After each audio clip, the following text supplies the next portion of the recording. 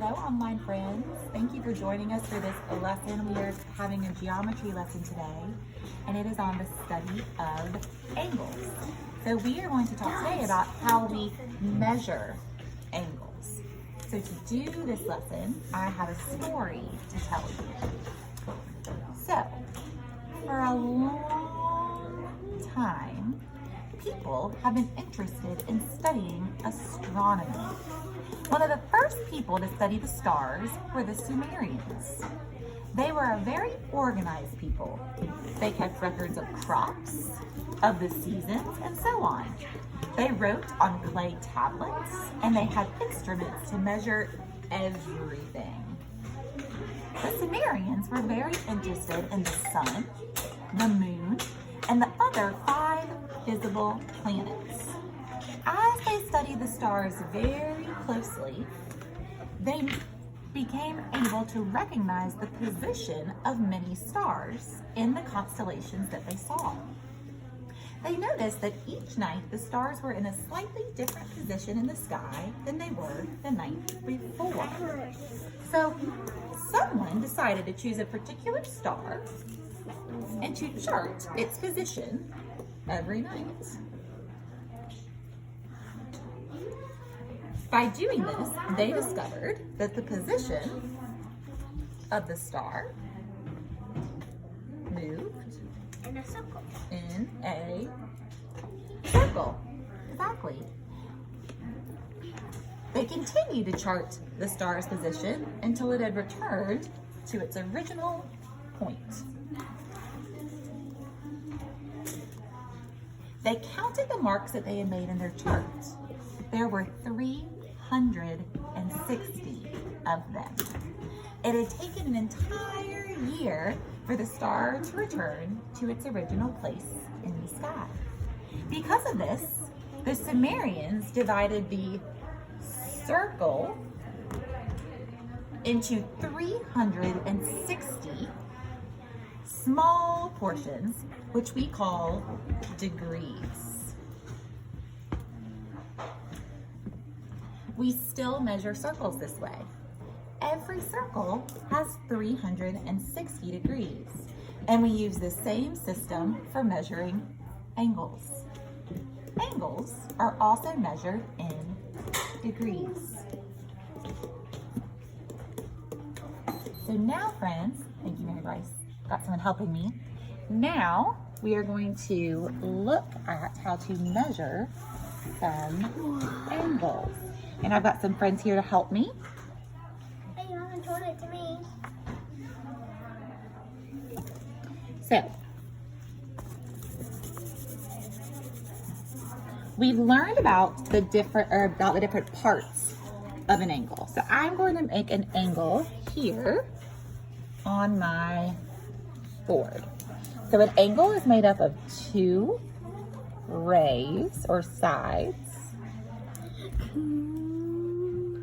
And then there is a vertex. So here we have an angle. Now, if we were going to measure that angle, we have to use something called a protractor. And this is what a protractor looks like. So we can see, and I'm gonna let all of you see it as well. You can see across the top of the protractor, the numbers 10, 20, 30, 40, 50, 60, 70, 80, 90, 100, all the way to 180. And then across the bottom, it's the same thing. 10, 20, 30, 40, 50, 60, 70, 80, 90, all the way up to 180. So here, what we can do to measure an angle, I'm gonna first show you this way, and then I'll show my friends as well. You can see on a protractor that there is this little circle right there. Does everyone see that? I've seen it a million times, and I want to see it again. Little circle. So what you do is you line up the vertex of the angle with the circle, just like so.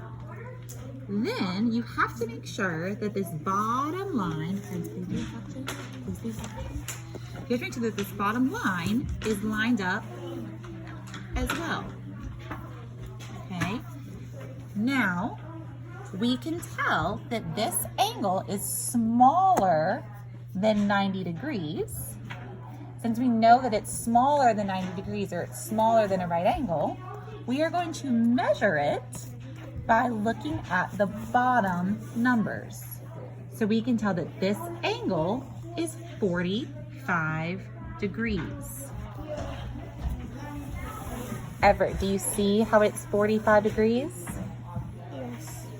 Evie, can you see how it's 45 degrees? Mary Bryce, can you see that? So would the post be 45 degrees? It is, so see how the line goes up right here, and it's right in between the 40 and the 50. Yep, so it would be 45 degrees. What about this one, Louise? Can you tell? Okay. And Woodson? Can you see? It's 45 degrees?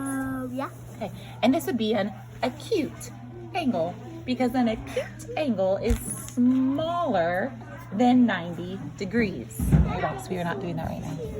Okay, so now I'm going to look at a different angle. Hey.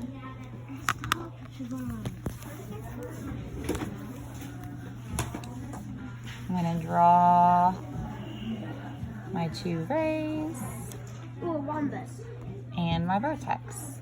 So here we have a different angle. We can probably look at this and go ahead and think about whether or not this angle is bigger or smaller than 90 degrees. So friends at home, think about it. Friends that are here, is this angle, just think about it, is it bigger or smaller than 90 degrees? Bigger. Oh, thank you for raising your hand, Woodson. Bigger. It is bigger than 90 degrees. So when we're measuring this angle, same thing, we have to make sure that the circle, the open circle, is placed directly over our vertex.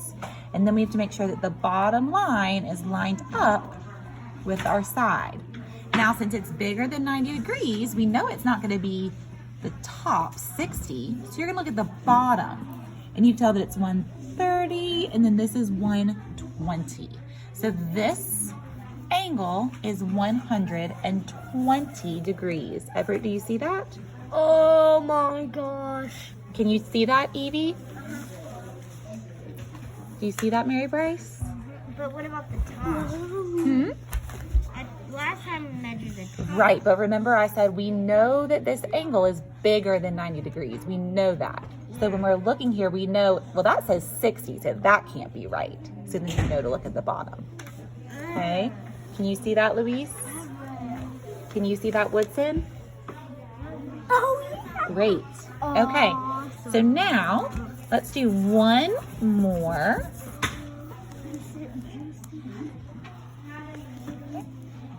One more angle here.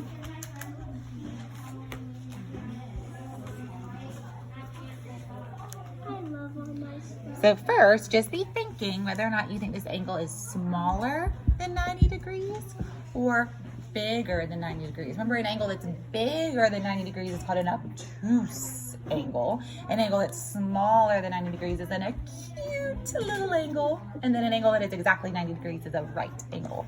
So let's think about whether or not this is an acute angle, an obtuse angle, or a right angle. Mary Bryce, what do you think? Is it smaller?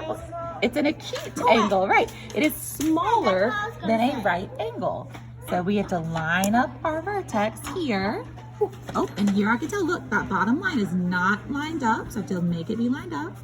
And then I'm going to follow my arrow, and we know it's smaller than 90 degrees, so I'm going to look at this bottom, these bottom numbers, so I can tell it's about 65 degrees. And when you write down the measurement, so you write 65, and then the degree symbol is a little circle in the right corner.